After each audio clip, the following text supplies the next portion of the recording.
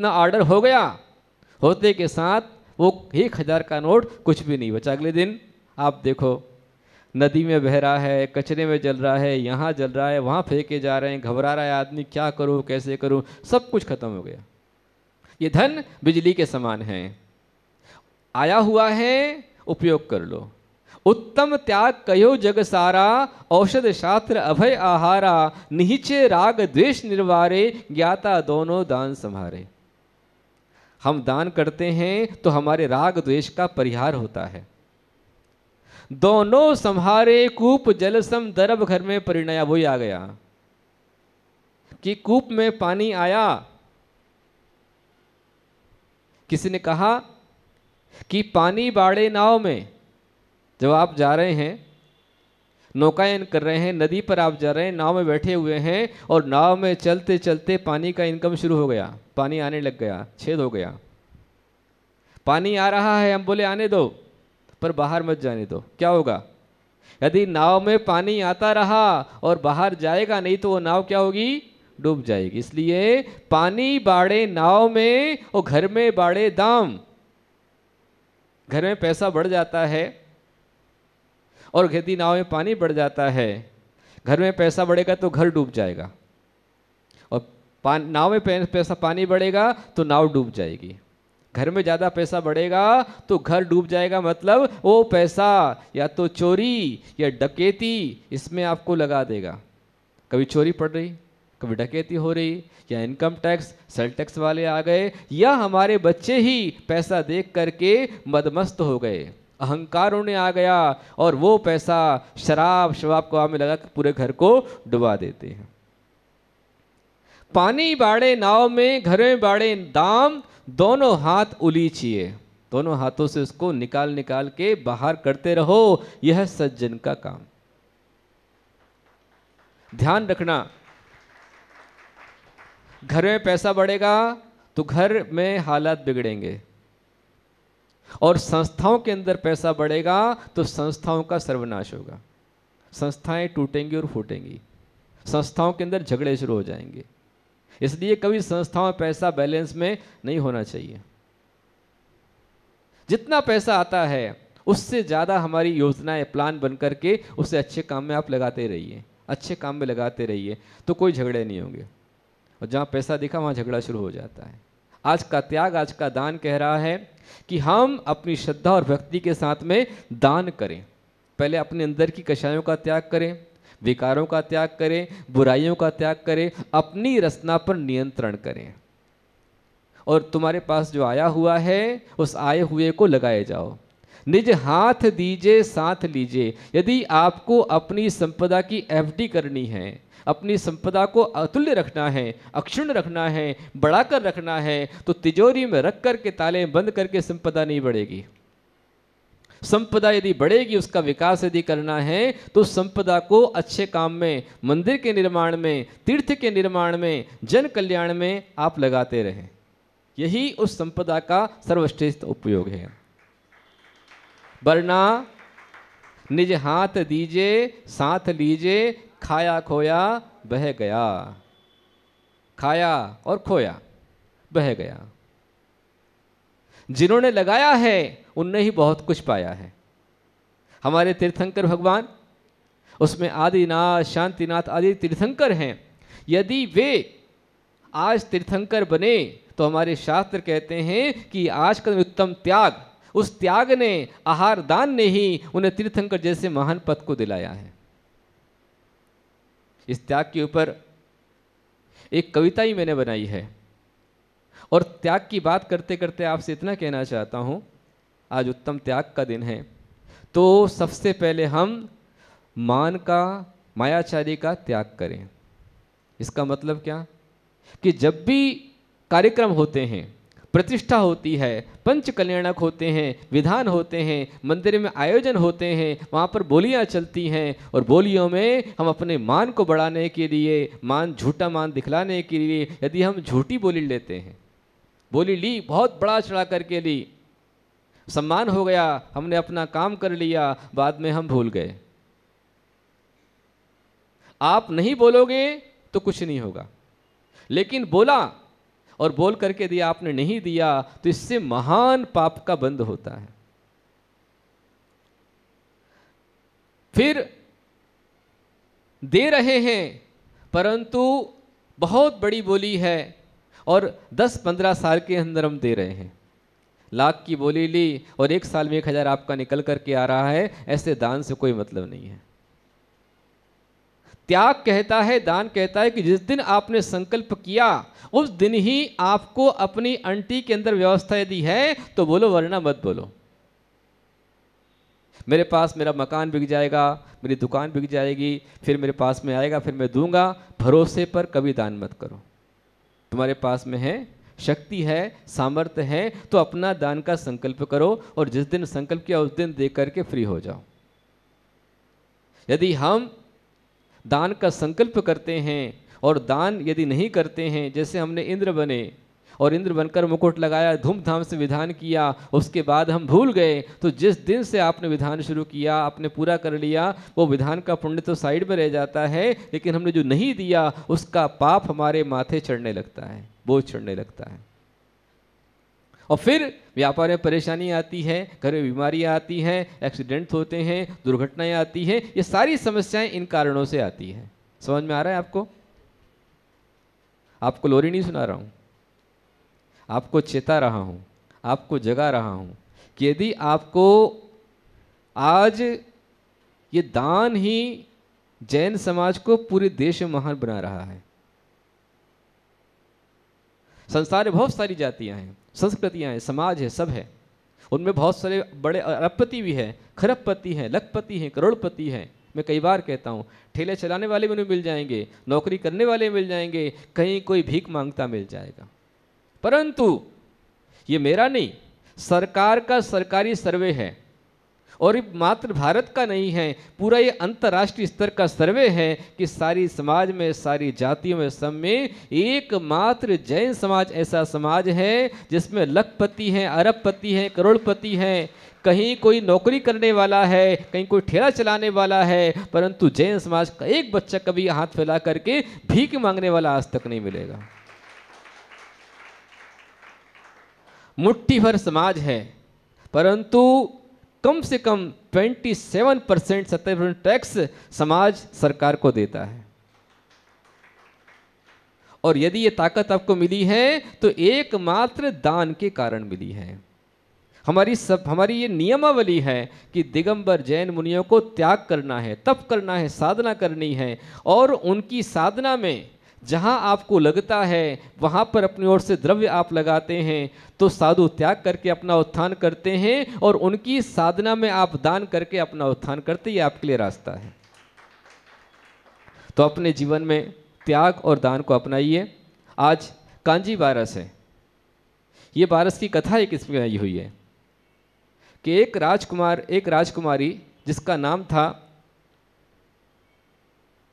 नाम था शीलावती, उज्जैन शहर की वह राजकुमारी, पिता का नाम नरब्रह्मा, माता का नाम विजयावती, और वह जन्मली राजकुमारी बनी, लेकिन जन्म होने के पश्चात उसके शरीर में हमेशा कुबड़ रहती थी। कुबड़ समझते हैं आप लोग?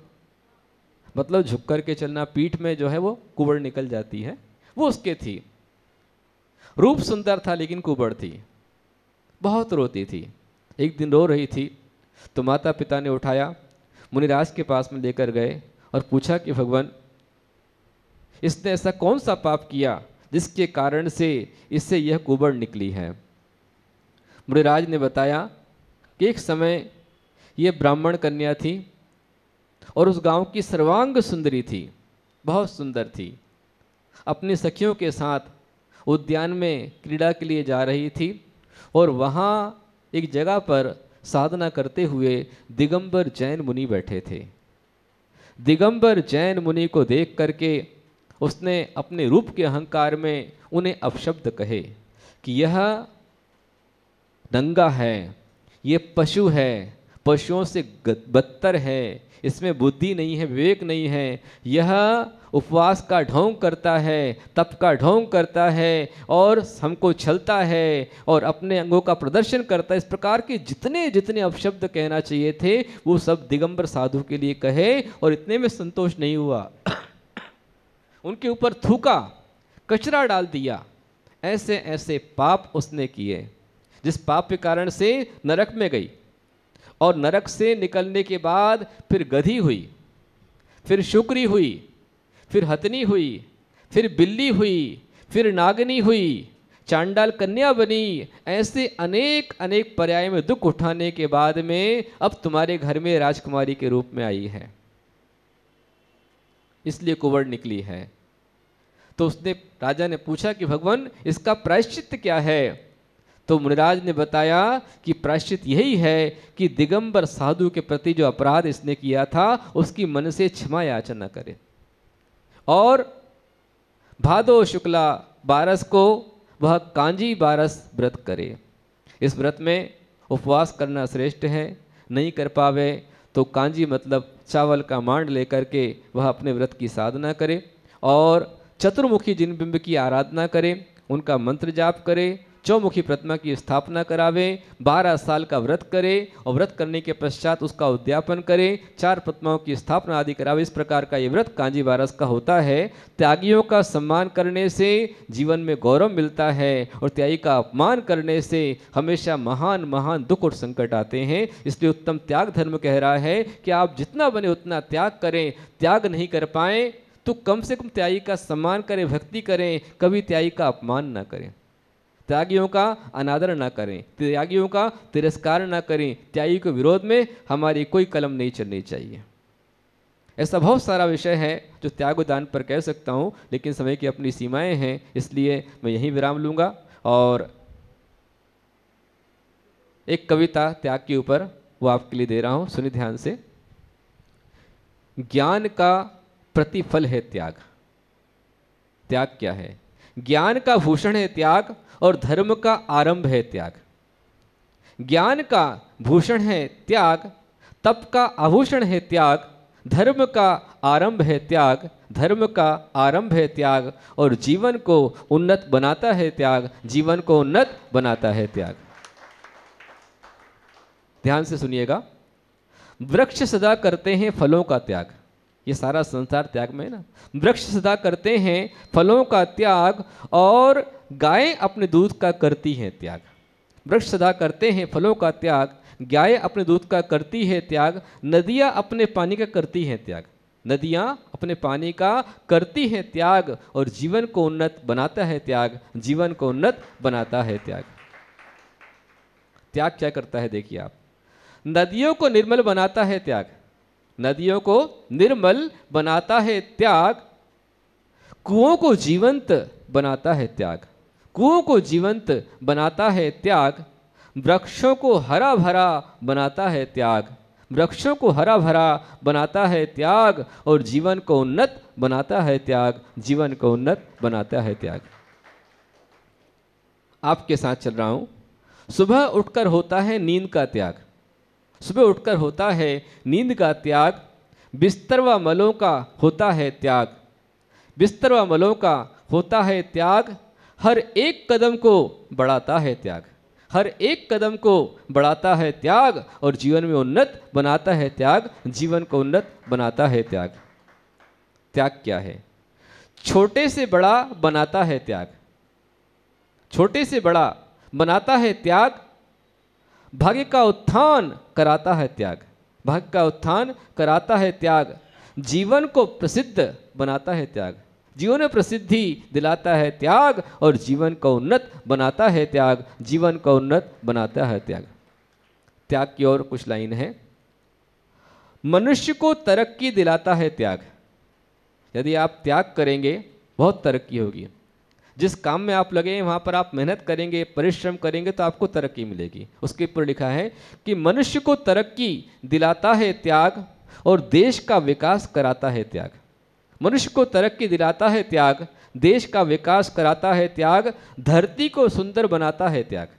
धरती को सुंदर बनाता है त्याग, और जीवन को उन्नत बनाता है त्याग, जीवन को उन्नत बनाता है त्याग। कविता की अंतिम लाइन, नरक के दुखों से बचाता है त्याग। जो त्याग करेगा नरक में नहीं जाएगा, जो त्याग को अपनाएगा उत्तम गति को पाएगा। इसलिए लिखा है कि नरक के दुखों से बचाता है त्याग, और पशुओं की पीड़ा से बचाता है त्याग।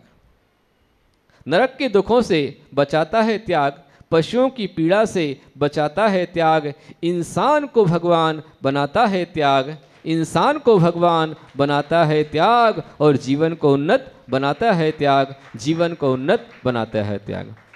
अपने जीवन की उन्नति के लिए हम अपने जीवन में त्याग को अपनाएं। और भी कुछ दृष्टांत हैं कि मरने के बाद कौन काम आता है। कभी समय मिलेगा तो मैं आपसे बात करूंगा।